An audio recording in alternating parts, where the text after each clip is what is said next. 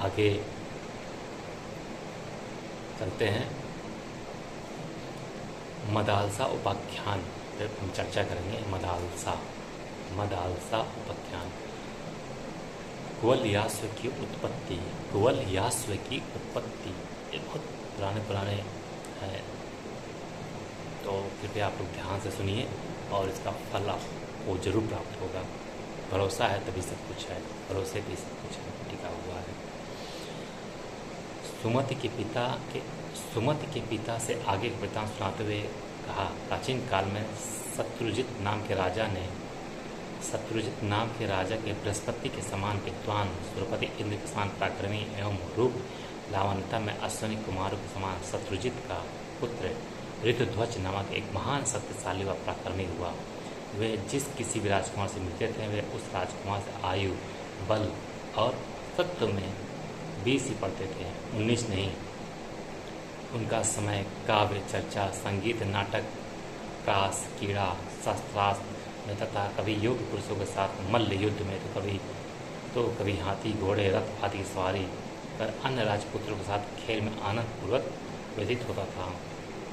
जिस प्रकार प्रसन्नतापूर्वक उनका दिन का समय बीतता था उसी प्रकार उनका रात का समय भी हर्षोल्लास के साथ व्यतीत होता था।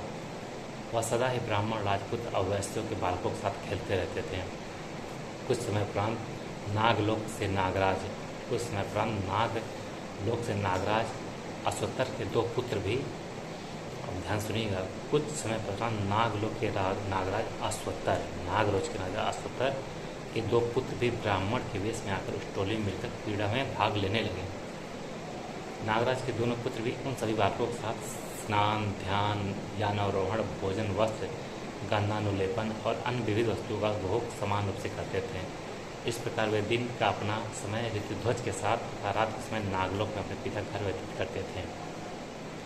ऋतुध्वज भी उन दोनों नाग कुमारों को आए बिना स्नान, ध्यान, भोजन, मधुपान व शास्त्राध्ययन आदि कुछ भी नहीं करता था। इस प्रकार कुछ समय बीतने के बाद नागराज अश्वत्थर ने अपने पुत्रों से एक दिन पूछा, हे पुत्रों, तुम लोग इस पाताल लोक में केवल रात में दिखाई देते हो, दिन में नहीं। मृत्यु लोक में किस मनुष्य से तुम लोगों का इतना घनिष्ठ प्रेम हो गया है? नागलोक से आते थे, मिलने आते थे, प्रेम हो गया है। पिता नागराज के पूछने पर दोनों पुत्रों ने हाथ जोड़कर विनयपूर्वक कहा, हे तात, मृत्युलोक में शत्रुजित नामक राजा का ऋतुध्वज नामक पुत्र है। शत्रुजित नाम के जो राजा थे उनके पुत्र का नाम ऋतुध्वज नाम पुत्र है, जो कि महान रूपशाली, गुणशील, सरल स्वभाव वाला, पराक्रमी, स्वाभिमानी, मधुरभाषी, यशस्वी, बुद्धिमान, विनययुक्त, सबका सम्मान करने वाला, मित्रता करने वाला, सर्वगुणों की खान। उसी ने अपने प्रेम और मृदु व्यवहार से हम लोगों के मन को जीत लिया है।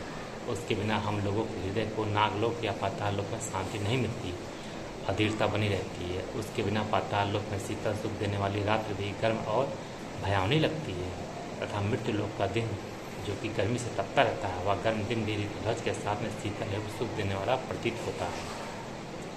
नागराज बोले, हे पुत्र, वह व्यक्ति वास्तव में महान पुण्यात्मा है जिसका तुम उसके यहाँ उपस्थित न रहने पर बड़ाई कर रहे हो। प्रायः ऐसा देखा जाता है कि शास्त्र ज्ञाता पुरुष सदाचारहीन होता है और मूर्ख सदाचारी है, शीतलयुक्त है, परंतु जिस व्यक्ति में शास्त्र, ज्ञान व शील दोनों ही है वह धन्य है, और ये दोनों ही गुण उस व्यक्ति में है।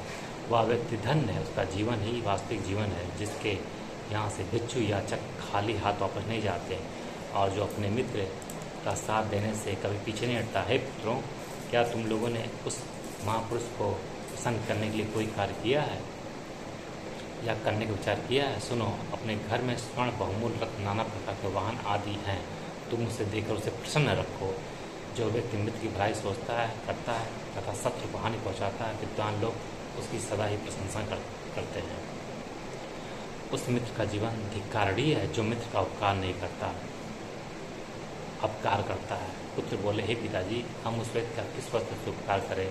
उसके घर में जो जो बहुत मूल्य रत्न आदि वस्तुएं भरी हैं, वाहन आदि हैं, वे सब हमारे पाताल लोक ही नहीं, अन्यत्र भी कहीं नहीं है।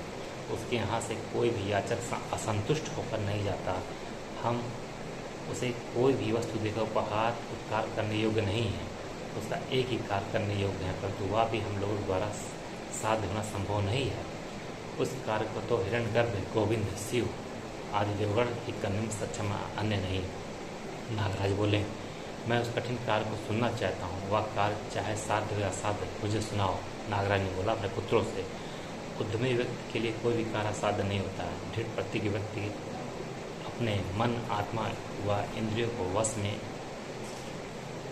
करके अपने उद्यम के द्वारा इंद्रत्व, देवत्व या उससे भी बड़ा सम्मानित पद प्राप्त कर जाता है। एक छोटी सी चींटी चलते चलते हजारों योजन की दूरी तय कर लेती है, जबकि गरुड़ बिना उड़े या चले एक कदम भी नहीं चल सकता। देखो, मृत्यु लोक निवासी उत्तानपाद के पुत्र ध्रुव ने अपने उद्यम से स्वर्ग में स्थान प्राप्त कर अजर अमर हो गए।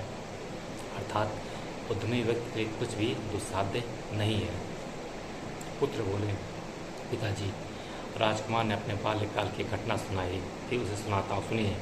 प्राचीन समय गाल्व मुनि एक उत्तम घोड़े के साथ ऋतुध्वज के पिता शत्रुजित के पास गए और बोले, हे राजन, कोई नीच दाना हमारे आश्रम में आकर हम लोगों को पूजा पाठ व तप ध्यान में बाधा डालता है। वह भयंकर हिंसक विशाल जानवर का रूप धारण करके आता है और मेरे समाधि, ध्यान व मौन व्रत को भंग करता है। हे राजन, मैं यह नहीं चाहता कि कष्ट सहकर अपने कठिन तप से अर्जित पुण्य को उसे श्राप देकर क्षय करूं। हे राजन, एक बार मैंने अत्यंत दुखी हृदय होकर आकाश की तरफ देखकर दीर्घ निश्वास छोड़ा तो तत्क्षण ही यह घोड़ा आकाश से भूमि पर आ गिरा। तत्साथ ही भविष्यवाणी हुई, यह दिव्य घोड़ा आकाश, पाताल एवं जल तथा तल में कहीं भी दुर्गम से दुर्गम मार्गों में भी अबाध गति से बढ़ता जाएगा। कभी भी यह विचरण करने में थकेगा नहीं, इसलिए यह विश्व में कुवलय नाम से प्रसिद्ध होगा। उस घोड़े का नाम था कुवलय, कुवलय, कुवलय नाम से प्रसिद्ध होगा। अर्थात जो दुष्ट दानव तुम्हें कष्ट दे रहा है, उस दानव को है नरेश शत्रुजित का पुत्र ऋतुध्वज इस घोड़े पर चढ़कर मारेगा तथा वह ख्याति प्राप्त करेगा। हे राजन, इसलिए मैं आपके यहाँ आया हूँ कि इस अश्वरत्न को आप अपने पुत्र को देकर उस दानव को मारें, जिससे हमारी पूजा पाठ की बाधा दूर हो। इस प्रकार ऋषि गालों की बातों सुनकर राजा शत्रुजित ने अपने पुत्र को अश्वरत्न पर बैठाकर उसे आशीर्वाद देकर ऋषि के साथ भेजा। समय दिया करिए आप सभी लोग। धन्यवाद।